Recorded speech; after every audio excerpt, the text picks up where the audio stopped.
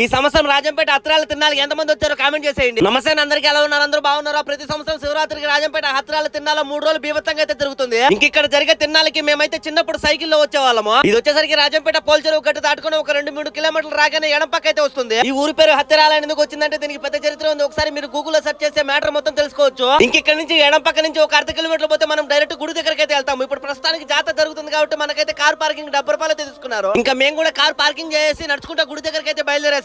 ఇంకా ఈ 3 రోజులు ఇక్కడ ఫుల్ బందోబస్తు అయితే ఉంటుంది. ఇక్కడికి రావడానికి పోవడానికి జనాలకు ఎటువంటి ఇబ్బంది లేకుండా ప్రతి సంవత్సరం ఆర్టీసీ వాళ్ళు ఆర్టీసీ బస్సులు అయితే వదులుతారు. ఈ 3 రోజులు రాజంపేట చుట్టుపక్కల పల్లెల్లో ఉండే వాళ్ళు కావచ్చు, బయట ఊర్లో వాళ్ళు కావచ్చు, చాలా మంది భక్తులు అయితే ఇక్కడికి వస్తూ ఉంటారు. మేమైతే మధ్యాహ్నం వెళ్ళాము, ఎందుకంటే జనాలు ఎవరు ఉండరు, దర్శనానికి ఈజీగా వెళ్ళొచ్చని. కానీ ఇక్కడ చూసే జనాలు కుప్పలు అయితే ఉన్నారు. ఇంకా వాళ్ళతో పాటు మేము కూడా బయట టెంకాయ కొట్టుకొని కోనేట్లోకి వెళ్ళి కాలు మొహాలు కడుకొని డైరెక్ట్ పక్కనే ఉన్న ఇంకో గుళ్ళకి అయితే వెళ్ళిపోయాము. ఈ గుళ్ళో ఇక్కడ ఉన్న విగ్రహానికి మన తలతో 3 సార్లు కొడితే మనకు తలనొప్పి రాదని ఇక్కడ ఉన్న భక్తులు అయితే చెప్తున్నారు. ఇంకా మేము కూడా అలా అన్ని తిరిగేసి రిటర్న్ అయితే ఇంటికి బయలుదేరాము.